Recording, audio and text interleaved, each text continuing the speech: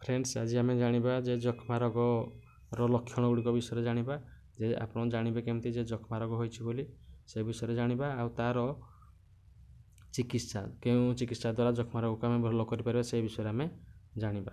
ताहले आपण जानते जक्ष्मा संपूर्ण आरोग्य डोर्स ही एकमात्र उपचार जदि जक्ष्मा कौन व्यक्ति को होती तार आरोग्य डोर्स पद्धति ही एकमात्र उपचार होता है जेपरिक आम जाना जक्ष्मा रोग होमें किपर जाना ना जदि 2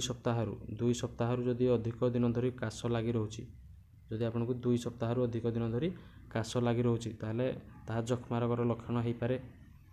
संध्या समय ज्वर हवा जदि संध्या समय आपको ज्वर आणुची ताहले से गोटे लक्षण हो पारे। ता सहित ओजन कमी जा जदि जक्ष्मा रोग होता है ताहले ओजन कमी जाए व्यक्तिर सेमती भोक न होगा भोक हुए ना जक्ष्मा रोगी को भोक हुए ना छाती रे जंत्रणा होता है काशरे रक्त पड़ी थाए काश हेले से रक्त पड़ी थाए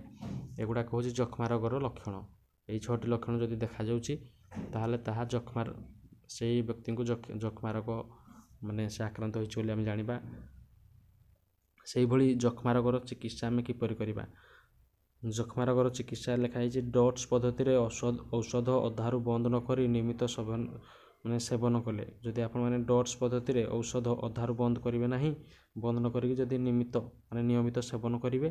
ताहले जक्ष्मा रोग 6 ରୁ 8 मास मध्य निश्चित भल हुए ताहले 6 ରୁ 8 मास मध्य आम जक्ष्मा रोग को भल कर जदि आम ये डोट्स पद्धति औषध आम बंद करवानी ताहले लगातार 6 ରୁ 8 मास खाइबा ताहले आम 6 ରୁ जक्ष्मा रोग मुक्ति पाई परिबा। ताहले आपण माने जानिथिबे जे जक्ष्मा रो संपूर्ण आरोग्य पई डोट्स ही एकमात्र उपचार होता है आउ किसी तार उपचार नहीं। मन रखंतु सभा तले लिखा है आप देखि पारते मन रखंतु जक्ष्मा औषध एवं परीक्षा जक्ष्मार औषध एवं तार परीक्षा समस्त सरकारी स्वास्थ्य केन्द्र में मागणार उपलब्ध आमर जिते सब राज्यर सरकारी स्वास्थ्य केन्द्र रही